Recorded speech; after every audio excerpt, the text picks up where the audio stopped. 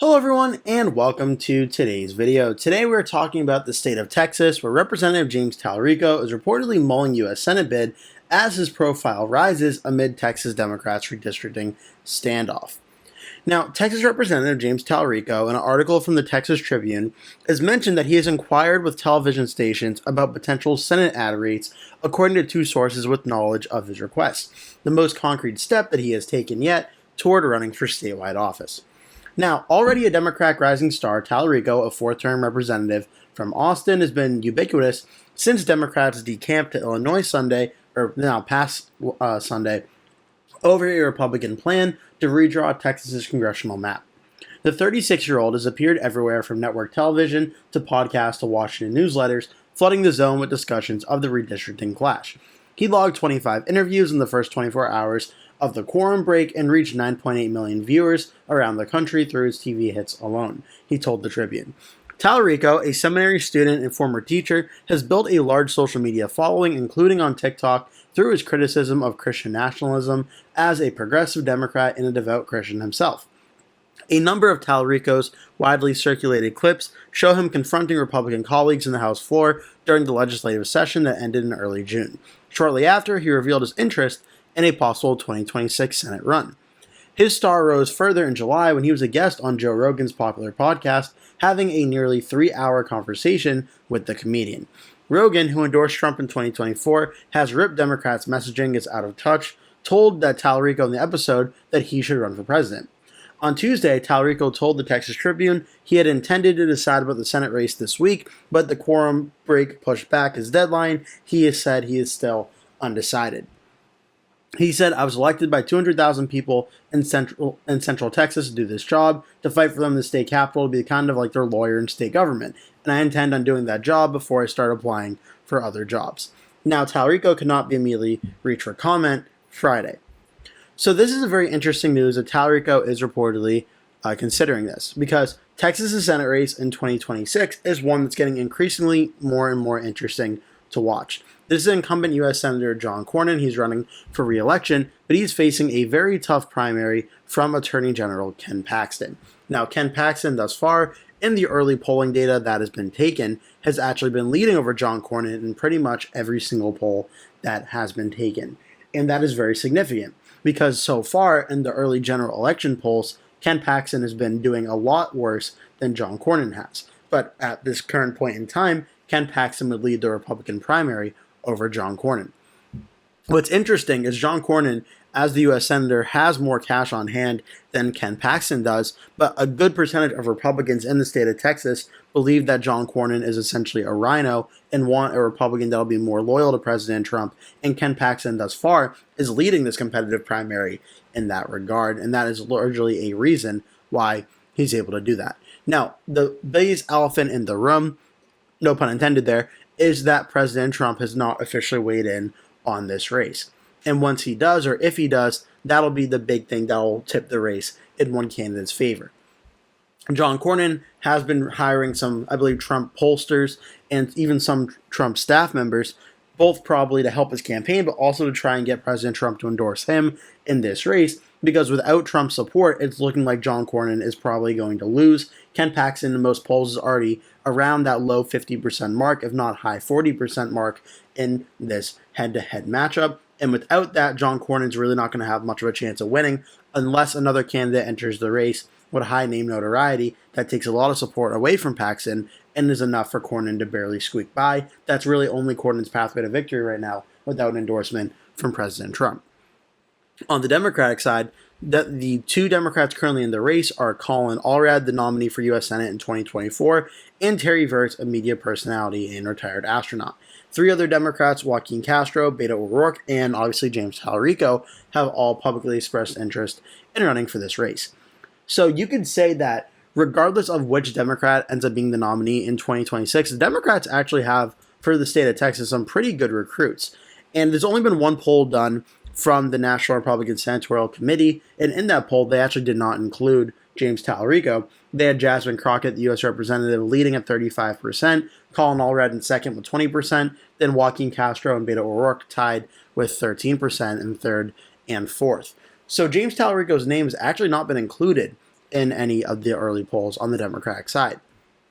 But the prospect of James Talarico's running for Senate in Texas is actually very interesting. And given everything going on here with the redistricting in Texas, as the article mentioned, Talarico's name is likely going to be in the news a lot more and on social media a lot more. This could actually play very well for him in running for a Senate race in 2026, where his name may stay popular in the media cycle due to the fact that this was all going on. Now, at the same time, it needs to be acknowledged that Texas is a lot more of a red state than it is a toss-up state. Inside Elections, Cook Political Report, and Established Crystal Ball all have their race listed as likely Republican. Race to the White House has it as tilt Republican, and this is the big reason why. For John Cornyn versus Colin Allred, right now John Cornyn leads by about 4 points in the only poll from YouGov and Texas Southern University, with 8% undecided. For Ken Paxton versus Colin Allred, Ken Paxton only leads in that poll by 2 points, 48 to 46. Now, in other hypothetical polling, it does have Wesley Hunt and John Cornyn and Ken Paxton versus the other candidates. Again, does not have any polls for James Talarico yet, but it does show, at least in all of these polls, that Ken Paxton being the Republican nominee makes this a vulnerable race for the Republicans and potentially for the Democrats to win. If you're unfamiliar with Texas's recent voting history, you can see that at the presidential level, Texas voted for Donald Trump in 2024 by 13.7%, which is a likely Republican win based on the margin rating of 5 to 15 being likely and over 15 being safe. Texas voted in the likely margin for President Trump. And that is very good for Republicans because back in 2020, the Republicans only won in the state of Texas. Donald Trump defeated Joe Biden by 5.6%. That's getting into really close territory where the Republicans could have been very nervous. Again, just to remind you, Texas voted for Trump by 5.6. In 2024, New Jersey only went to Kamala Harris by 5.9%, and Republicans are talking about trying to make New Jersey, a swing state for 2028. Well, Texas was an even smaller margin of victory for the Republicans in 2020. Now, in 2016, the state was a 9-point win for President Trump. So depending on what happens in 2026 and 2028, could be a big indicator if Texas is once again a very solid Republican state, or if it is going to go back and start trending towards the Democrats. We'll have to wait and see how that all goes. But a 13.7% win would be a pretty hard margin for the Democrats to make up in one election going to 2026. But at the Senate level, things are a little bit more complicated. Ted Cruz won re-election against Colin Allred by 8.5% in 2024, about 6 points or so, or 5 points down from what President Trump won by on the same ballot. So if the Republican candidate is more unlikable than President Trump, or just more unlikable in general, there's a possibility the Democrats could overperform in this race. Now for John Cornyn in 2020, he did win here on the same ballot where President Trump only won by 5.6. Cornyn won by 9.6 against the Democratic candidate. Now, I don't think we're going to see either Republican win in Texas by about 10 points in 2026. I think it'll be a little more competitive than that. But I think John Cornyn has the best chance of making this happen of the two major Republicans. And there are other Republicans running in the race, but obviously Cornyn and Paxton right now are the only two that have the real chance of winning. But Cornyn did win in 2020 by 9.6% on the same ballot when Trump was only winning by 5.6%. So Cornyn in a general election could likely outperform what the polls and expectations are for that race. But this is what should give Republicans pause.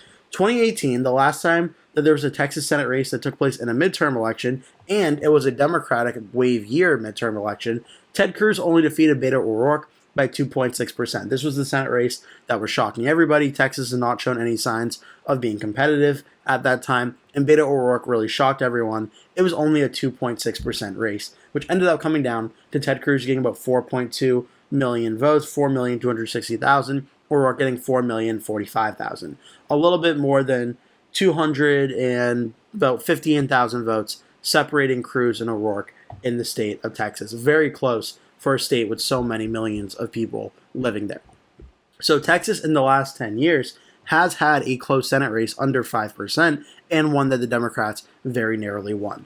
And I bring up that scenario because for 2026, if it's John Cornyn versus one of these Democrats, whether it's James Talarico or Colin Allred, I think John Cornyn's probably more likely than not going to win. And a large part being that is John Cornyn's not super unpopular among the general election or the general electorate in the state of Texas. Ken Paxton, however, is, and that opens the door to where things could get very close. if we're talking about a scenario where the Democrats win the state of Texas, I think the first barrier that has to fall is for Ken Paxton to be the Republican nominee for U.S. Senate, and his scandals and such really plummeting his approval rating going to the general election. Even then, I do think Texas is such a red state that Paxton would still probably win, but Ken Paxton's name is also in the media a lot right now as well, due to the Democrats and the Republicans with the Texas redistricting of the U.S. House map. We could get a showdown of Ken Paxton versus James Talarico, both people on the polar opposite side of the Texas redistricting battle, facing off in the 2026 Senate race. And that would be a very fascinating situation, one, because the media, I'm sure, in Texas and around the country would certainly pick up on that story, and it would be a very interesting matchup. But two, because we'd also see how the voters of Texas really feel about this. If the Texas voters want the state redistricting to be more Republican, I'd imagine Republican turnout would be a lot higher. If the Democrats and independents, or maybe even some Republicans in the state, are not happy with it, we may see a Democratic overperformance in Texas in the Senate race in 2026, especially in that Paxton versus Talarico matchup. So it's very interesting to watch how this could all go down. Now, my current ranking for the state of Texas, I do believe I have it listed right now in the likely category, and that is with John Cornyn being the Republican nominee. If Ken Paxton is the Republican nominee versus James Talarico, I move it down to lean Republican around a 5-point win. But from there, I am watching very carefully and very cautiously on this race because I don't believe Paxton versus James Talarico is truly a guaranteed Republican win. The only thing being Texas is a more Republican state than not, but I would not be super confident that Ken Paxton can pull off that victory. I hope you enjoyed this video. Make sure to like and subscribe if you did. Leave a comment below, tell me your thoughts on this video and other video ideas you have for me to go over. And I hope to see you in a future video.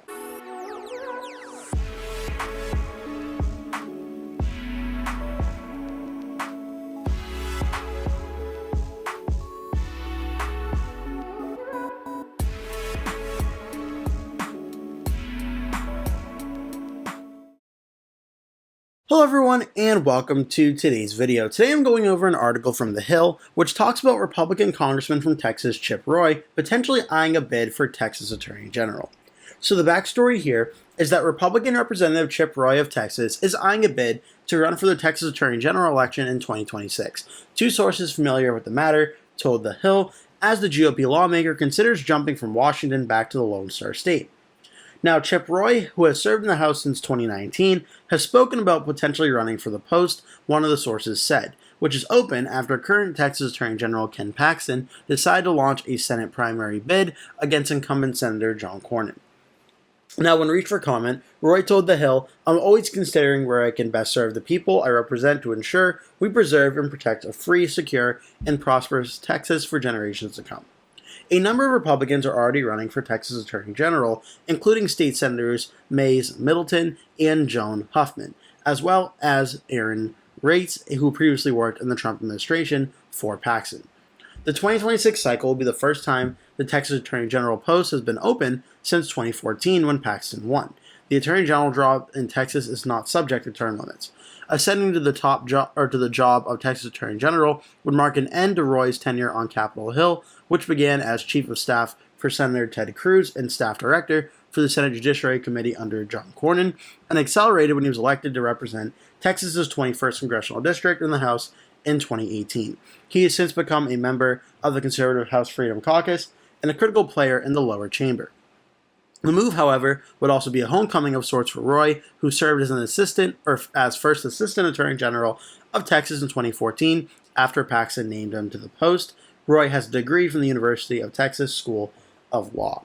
And this article was written by Michael Schnell on August 8th. So this is a very interesting news story, and not a lot of news you see for 2026. You talk about Senate races, governor's races, House races.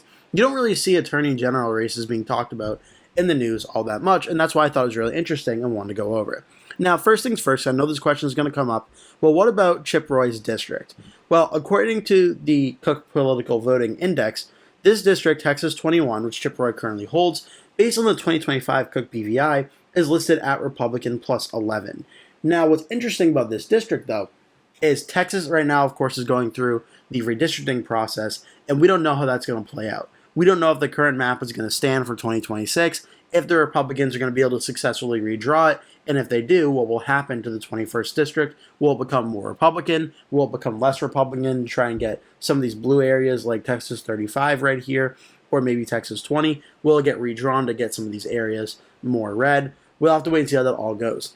But the way the Texas map is currently drawn, Texas 21 is a likely Republican district, and based on how Chip Roy did in this district in 2024, where Chip Roy won it by 25.8%, more likely than not, whether it's him or another Republican, they'd probably hold on and win in 2026. Now, in 2022, it was won by 25.7%. 2020, Roy did only win it, though, by 6.6%. So at least in the last few years or so, it has been actually competitive at the general election level. 2018, Chip Roy only won it by 2.6% against the Democrat Cosper. So it seems since the redistricting, the district got redrawn to being a lot more Republican-friendly, where the old map in 2020 and 2018, it was a lot more of a competitive district. But in 2016, it was won by the Republican by 20.6%. So that's on the House side of things. And how, again, for how that goes for 2026 is really contingent on how the Texas House map gets redrawn, or if it gets redrawn for that. Now, for the actual Attorney General side of things, well, this election right now, as the article mentioned, is open due to Ken Paxton running for Texas Senate against John Cornyn, and we're going to wait and see how that all goes, but Paxton will not be the nominee again for Attorney General in this race. And I also don't think if Chip Roy and Ken Paxton have that relationship, I don't think Chip Roy would be talking about running if he thought Ken Paxton was going to reverse his decision and run for Attorney General again. Now, Joan Hoffman, Mays Middleton, and Aaron Reitz, as the article mentioned, are all running in this race. But if Chip Roy were to enter, being a U.S. representative from the 21st District, I would argue that he would have the highest name recognition in this race, and he would likely start out as the favorite in this race. Now, it's not too, I don't know how often it is that Attorney General races get national attention, but we could maybe see an endorsement from President Trump in this race. Maybe Chip Roy would get endorsements from, I believe he supported Ron DeSantis in 2024. Maybe DeSantis would make an endorsement in that race. Maybe he would get the endorsement from Ken Paxton or Greg Abbott in this race if he did decide to run. I'm not sure if he would, but that could potentially be a more nationalized endorsement race for Attorney General in 2026 if he did. I think if Chip Roy decided to run, he should win this Republican primary without really too much of an issue. Now, other Republicans who could be potentially running include Matt Rinaldi, the former chair of the Texas Republican Party from 2021 to 2024, and three other Republicans, Brandon Creighton, Brian Harrison, and Mitch Little, are also potential candidates. John Bash, the former U.S. attorney from the Western District of Texas, has withdrawn from this race. Obviously, Ken Paxton said he's not running. The Democrats have two candidates running right now. Joe Jaworski, the former mayor of Galveston, Texas, and candidate for Attorney General in 2022. He is running again. And Nathan Johnson, state senator from the 16th District. Now, other potential Democrats include Joaquin Castro, the U.S. representative from the 20th District. He's also considering a run for Senate and governor at this time, so could potentially see his name on the ballot. Maybe, maybe not. Maybe he decides to stay in the House. Or this also could be his brother, Julian Castro, as well. So him and his brother could potentially both be running for higher office in Texas. Maybe, maybe not. Maybe he stays in the House. We'll see. Roland Gutierrez, a state senator, is a potential candidate, as well as Justin Nielsen, a partner at Sussman Godfrey. I believe that is an American Commercial Plaintiffs Attorney, LLP, and nominee for Attorney General in 2018. Now, for the recent Attorney General elections, in 2022, Ken Paxton won re-election by about 10 points. It was a more Republican-friendly midterm year, but Paxton did win 53.4% to 43.7% without really too much of a problem here. I'm not sure if we're going to see Texas be this red in 2026, as the election environment is going to be a lot more Democratic-friendly. I'm just doing a video on the governor's race, or on the Senate race in Texas, so we're talking about that one. I think that one has the potential to be a little bit more close. Well, this is what Paxton was able to do in this election cycle. Now, in 2018, when we saw a very competitive Senate race, we also saw a competitive Attorney General's race, where Ken Paxton won by 3.6%, only doing about 1 point better than what Ted Cruz did at the Senate level. So 2018 was kind of proof that in the right election environment, the Democrats could do very well in Texas in a very competitive race, like they did in the Attorney General race and in the Senate race. And in a race like this, Texas has so many counties, but you're looking at areas that were very close, like Tarrant County, where Fort Worth is, and right near Dallas. You're looking at there. You're looking at Harris County and Houston and seeing what the margins are in this election. You're looking at Austin and the surrounding suburbs like Williamson County, which very narrowly voted for Nelson over Paxton. You're looking at these key areas and seeing how they're going. Corpus Christi over here in this area, Nueces County, or Nueces County, you're looking at that. In Cleveland County, these are two close suburbs as well to watch for, which in 2022, these areas, a lot of them, if not all of them, voted for Ken Paxton this time around. Fort Worth voted red. We saw Corpus Christi narrowly vote red by 5 points. Cleveland voted red by 5 points. So those could be some key areas to watch for as well. Williamson County did narrowly vote for the Democrat by 1.3%, but that's another important area to watch for the Attorney General race in 2026. If I were to make a prediction on this race right now, I don't have a map for the Attorney General one, so I'm just going to use the governor map that I was using for the governor videos. And for this one, I would say Texas starts out as a likely Republican right now. If Chip Roy were to become the Republican nominee for Attorney General, I think a likely Republican win of 5 to 15% is where that Attorney General race would start out for that election. I hope you enjoyed this video. Make sure to like and subscribe. If you did, leave a comment below, tell me your thoughts, and I hope to see you in a future video.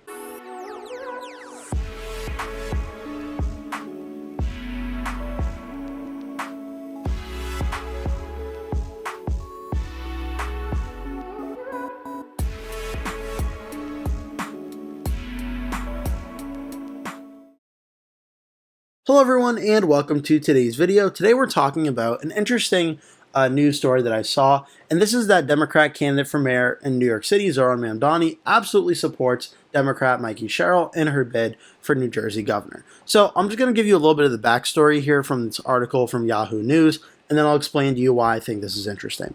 This article from Henry Rosoff from Friday, August 8th, says that Democrat nominee for New York City Mayor Zohran Mamdani has said he supports Representative Mikie Sherrill in her bid to become New Jersey's next governor.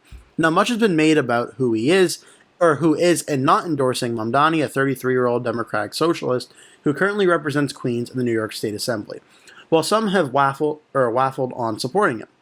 Mamdani said in a new exclusive interview with PIX on Politics that he absolutely supports Sherrill when he was asked directly. The definitive support for Sherrill by Mamdani comes despite many establishment Democrats, like House Minority Leader Hakeem Jeffries and Senate Minority Leader Chuck Schumer, both New Yorkers, still declining to formally endorse him. Sherrill herself has waffled. Immediately after Mamdani's primary win, she said, "If he's the Democratic candidate, which it sounds like he is, I assume I will support him," the Democratic nominee for New Jersey governor said to NBC Philadelphia. A month later, on PIX 11 News, Sherrill said, "I have not weighed in. I have not made endorsements in New York because I'm running in New Jersey." Her opponent, Republican Jack Ciattarelli, has made tying Sherrill to Mamdani a central theme of his 2025 campaign. Ciattarelli himself once distanced himself from President Trump, but now he is endorsed by Trump. Mamdani's relevance to an important neighboring race in 2025 may be a preview of what Republicans seek to accomplish during the crucial 2026 midterm elections. In response, Mamdani has repeatedly said he would remain focused on affordability and uniting Democrats on that issue on the midterms next year. Mamdani specifically asked on PIX on Politics how he would handle them. "What I'm excited about is creating an example in this city of what it means to deliver for working people. When we make buses faster, when we freeze rent, when we deliver universal child care, let that be an example of when Democrats actually get into office and deliver for working people." Okay, so I find this article and this news story very interesting because it really talks about two different races at the same time here. For one, we've talked about a little bit the New York City mayoral race, but just to give you an idea of where things stand right now, we know that New York City is an overwhelmingly Democratic area. Now, the only way that Zohran Mamdani would not become the next mayor of New York City would be if all of the third-party candidates are Eric Adams, Andrew Cuomo, and Jim Waldron, and also Republican Curtis Sliwa, were all united supporting one candidate against Zohran Mamdani, and then at that point, the race could become very competitive in a head-to-head matchup. But so far, every candidate in the race, Sliwa, Adams, Cuomo, and Waldron to an extent, have been very firm and committal on staying in the race and not wanting to back one of the other candidates, believing they could become mayor. Curtis Sliwa especially, who is polling in either second or third sometimes even, second or third, depending on what poll you're looking at, has said he's staying in the race, which certainly hurts Cuomo's chances of beating Mamdani, who, in my view, Cuomo in the early polling data is the best candidate to defeat Mamdani right now based on the general election in New York. But New York City is going to elect either a Democratic mayor or a independent that has been a Democrat for his entire life in Andrew Cuomo, or a Democrat that is now running for mayor as an independent in Eric Adams. I don't think Curtis Lewa has much of a chance at actually becoming mayor against Zohran Mamdani. Now, New Jersey, however, things are a little bit more interesting because in the 2024 election, we saw President Trump actually come closer than expected in the state of New Jersey, where Kamala Harris won by 5.9% against the president. And it was very, very close compared to what the expectations were in this race. Now, again, it's not like that President Trump actually won New Jersey. Kamala Harris still got 2,220,713 votes. President Trump got 1,968,215. But at very least, it was close enough within striking distance that Republicans are feeling optimistic about the state in the 2025 governor elections and hopefully going into 2028. Whereas the Democrats are working very hard to play defense in New Jersey and try and stop what was a safe Democratic state, now a likely Democratic state, from becoming a full-blown toss-up state. And this is why this is interesting, because Zohran Mamdani saying that he supports Mikie Sherrill and Mikie Sherrill not really reciprocating that is kind of an interesting state here, where Mikie Sherrill is trying to walk a tight line here in New Jersey of having the more establishment Democrats of the past, say, 20 years or so support her, while at the same time not wanting to anger the Democrats that now are a lot more of the farther left, younger Democrats, people like that support Bernie Sanders in 2016 and 2020, and now supporting Zohran Mamdani. Those voters, she doesn't want to really upset either, and will likely need those voters to win a very close governor's election in New Jersey. Now, again, you see specifically here a lot of areas President Trump made improvement on, like in southern New Jersey with Gloucester County, Salem County, Cumberland, Cape May, Atlantic, and then into Republican counties like Ocean County, Monmouth County, but also some key suburban counties like Morris and Passaic. But a very key area up here, we have Bergen County and Hudson County, which are not too far away from New York City, where the New York City mayoral race, depending on how the TV networks and TV zoning areas work and such with that, may be getting some commercials and mentions from the New York City mayoral race. So to see Jack Ciattarelli trying to tie Sherrill to Mamdani is very interesting in terms of election strategy. He is banking on tying Sherrill to Mamdani and trying to make her seem like a crazy Democratic socialist would be enough for Ciattarelli to maybe get more independent voters and more moderate voters to try and vote for him. Whereas you could certainly flip that around, where Mikie Sherrill is probably trying to tie Jack Ciattarelli to President Trump and everything that's happening in Washington, D.C. at every single turn, trying to alienate Ciattarelli from any moderate independent voters, and hoping that New Jersey voters will see Ciattarelli as too extreme for being too loyal to President Trump. It's just really fascinating that essentially both candidates are trying to do the same thing, just from a different political, ideological perspective. They're trying to tie Ciattarelli to President Trump, and they're trying to tie Zohran Mamdani to Mikie Sherrill. I just think the whole concept and idea is really interesting. And that obviously adds to what's already a very competitive election in the state of New Jersey, where in 2021, the governor's race between Phil Murphy and Jack Ciattarelli at that time was only a 3.2% margin of victory for Phil Murphy. Now in 2021, that was during President Joe Biden's term, and historically speaking, the party not in charge of the White House does very well in these elections, though New Jersey was seen as more of a reliable blue state. This was certainly a surprise electoral or election result than was not really expected. It was supposed to be around a double-digit win for Phil Murphy, and Jack Ciattarelli ended up only losing by 3.2. Now, when it comes to 2025, we're watching New Jersey very closely. Jack Ciattarelli has to try and replicate this map and expand on these margins even more. Ciattarelli would likely have to win Passaic County again, probably make very significant inroads, if not win Bergen County, and make very big inroads in places like Burlington County. That would probably need to be red or right around that. Middlesex would have to be a lot closer. Somerset would have to be red. Union and Essex, these margins in Hudson would have to go down as well. So it's very interesting. Now, how this ultimately all ends up going, we'll have to wait and see. Does this end up playing a big role on the race or not. That's another important development we'll have to watch going forward. As of right now, the early polling data that's been done shows Mikie Sherrill leading over Jack Ciattarelli in this race by around a likely margin. The question being, though, the handful of undecided voters that are left, there's around 10 to 12% of the electorate left that are still undecided. What do they end up doing in that race? Because those voters will likely decide whether Mikie Sherrill wins and continues to have a Democratic governor of New Jersey, or Jack Ciattarelli wins and New Jersey has a Republican for the first time since Chris Christie was governor. And that's why this idea of trying to tie Mikie Sherrill to Zohran Mamdani from Jack Ciattarelli is so interesting, because he's likely doing that with those 10% of undecided voters, likely these voters that are more independent or moderate or willing to vote both Democrat or Republican. He's likely doing that with those voters in mind and trying to get those voters in a similar way that he did back in 2021, where it was only a 3-point race, and President Trump likely got a lot of voters like that in 2024, where it was only a 6-point race. And again, just to make it clear, if I haven't made this clear enough, New Jersey, which was a 6-point win for Harris in 2024, was a 16-point win for Biden in 2020. That doesn't just happen without some voters that voted for Joe Biden in 2020 switching over and voting for Donald Trump. And a lot of them would have had to do that to make that result so much closer. And Jack Ciattarelli, by trying to tie Sherrill to Mamdani, is certainly trying to get those voters that likely voted from Democrat to Republican, trying to get even more voters like that onto his side. I just think it's a very fascinating conversation. And what's even more fascinating is this idea of whether or not it will work.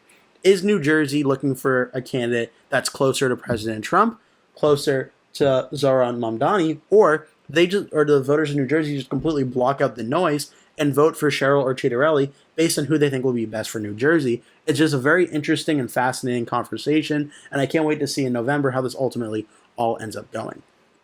Now, I hope you enjoyed this video. Make sure to like and subscribe if you did. Leave a comment below, tell me your thoughts, and I hope to see you in a future video.